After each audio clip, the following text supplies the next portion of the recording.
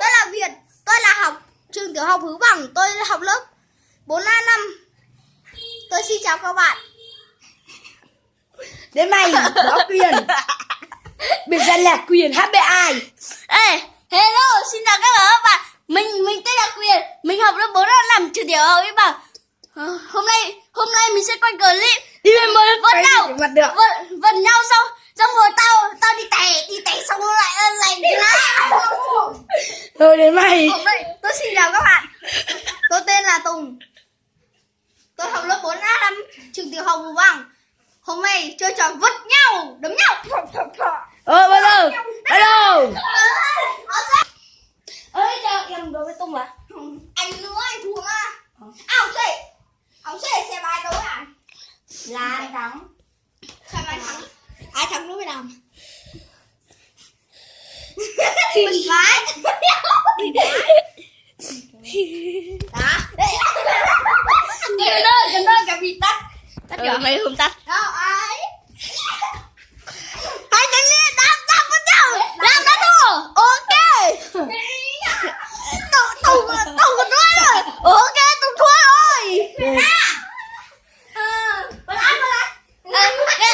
Đến tôi rồi nha. Ok, tôi đã.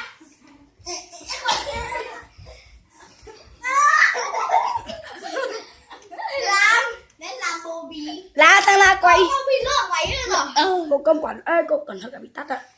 Ôi. Là quy đã quấy lỡ quấy rồi. Ok.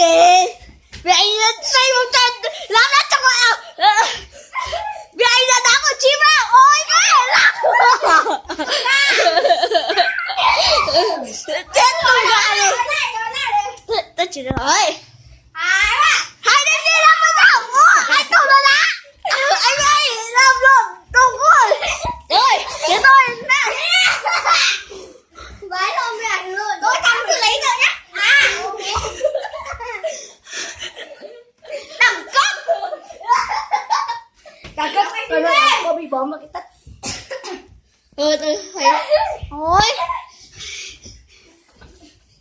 Hai lần lên nó vật nhau. Chuẩn bị. Ôi. Thế vào quá nhá. Chưa được. Ôi tôi luôn. Các bạn thấy tôi đẳng cấp không? Tôi vẫn chưa bị thua lần nào nhá bạn nhá. Đẳng cấp. Trong này có là tung gà. Listen, cô bị tung đi. Đã thua chưa rồi.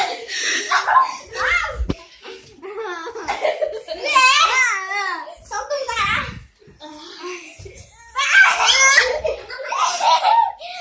Tôi đẳng cấp không các bạn? Chết rồi. Cái này là bị mất tắt à?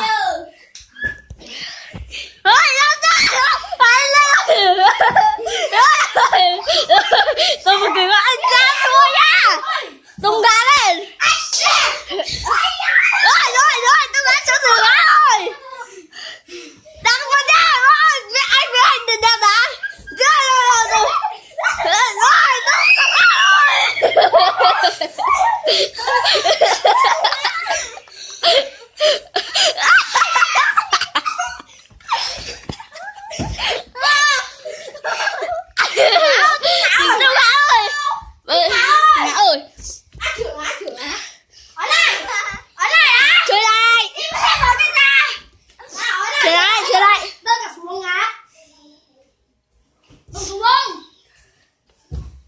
Rồi ba quái. Để ba hộ làm. Để ba cái chân ra kìa. Rồi. Được rồi. Quay ơi. Rồi. Anh Tùng đăng lên. Ok. Đi mẹ cho đi hoàng. Tí nữa anh Tùng đã ra. Rồi ok. Tùng ra rồi. Rồi. Anh với anh là dĩ của Tùng. Tao tính cho con Tùng luôn. Anh với anh đang à. Anh của chú à. Anh Tùng nào. Rồi Tùng với Quyền. Anh đang thấy một nhau nha. Đến nào. Đến đây rồi. Mẹ say nha.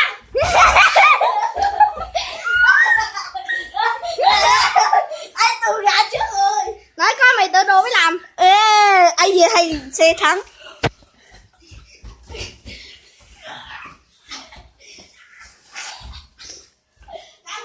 Làm rồi.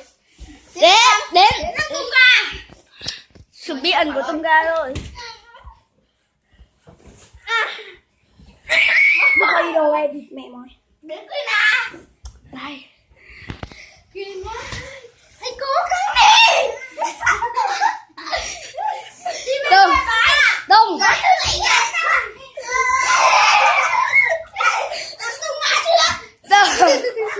Quán anh còn đợi bị bó vào nha, tắt bảo nha.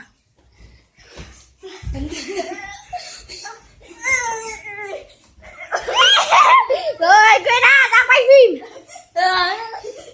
Tung ra.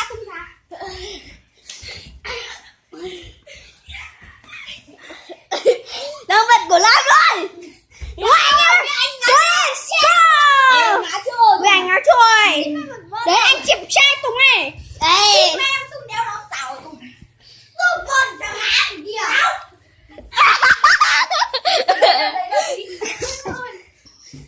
Gãy tay rồi. Ngón tay rồi.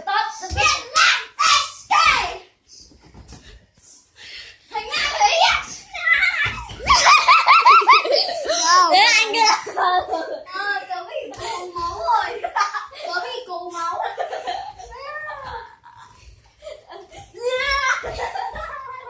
Chết. Cứ nào. Bây giờ từ từ. Nó bị tao tao tao bóp bên. Đấy. Thôi chơi tiếp đi nào vui nha. Còn nó bị bóng tất tệ. Đang du nhau. Ok, vì anh đã thắng. Tung gà, đến anh tung gà. Nó gà cũng cắn. Tung gà, quay. Đang quay. Ồ, không cần tung gà nữa, gà đó. Nào, gà không vào. Chưa làm. Không ngôi con bị rồi. Lên Rồi. lên. Ok, xin chào tất cả các bạn. Đây, anh đã có chim một. Ai rồi xin lắm rồi. Xin lắm đâu. Anh đã có chim rồi. Đó. Sợ quá. Quá sợ luôn. Ê, anh ơi, anh ra luôn. Đây đang lên. Để bỏ đỏ lên vào. À, tưởng anh đang đi tẻ cơ. Chân ra, bẻ chân ra. Nhưng mẹ bẻ chân ra. Đến một tấn khoa. Không phải. Vì anh rồi. Vì anh cố lên là vì anh cố lên làm được. Vì anh thua rồi. Đến sự đúng rồi. Là em làm bạn bẻn đúng rồi. Rồi đến sức này của tung ra. Đây. Đi mẹ con quay cứ.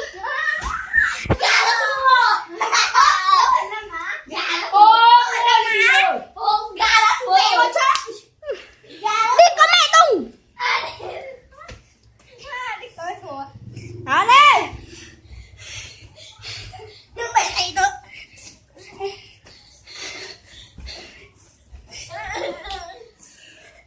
Chắc là mấy. Anh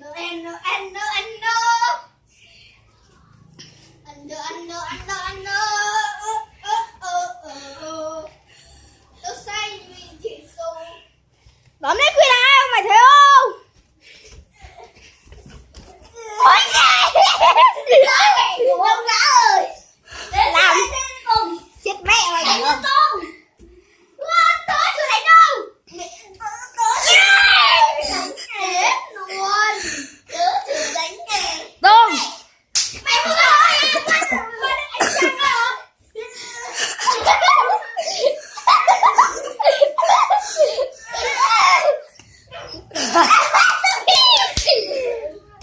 Chân ra là bị bỏ. Anh làm thế nào ra quay đi Quyên à. Cho tí. Phải. Đi có mẹ. Quay chưa tao vào rồi. Thế. Đến anh Tùng. Đi mẹ em có đón. À anh Tùng đã quá là cao. Chưa phải cô ơi.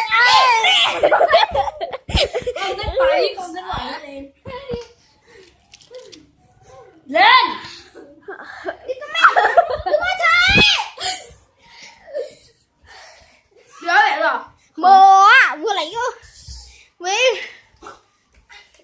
thua rồi.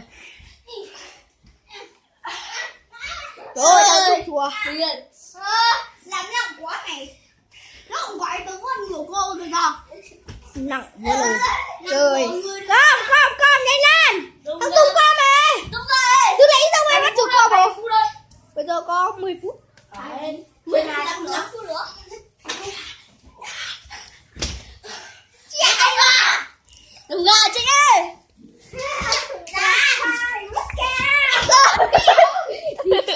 Nó đang lấy đâu mà gì rồi rồi. Anh nguyên tóc đi. Đấy, tôi lấy con này đi mẹ ướp út quay nguyên tóc đi gì. Quyên A vào đây. Mày ra đây. Tiền hốt qua con lá đang khi đốt tay đang đầu tay.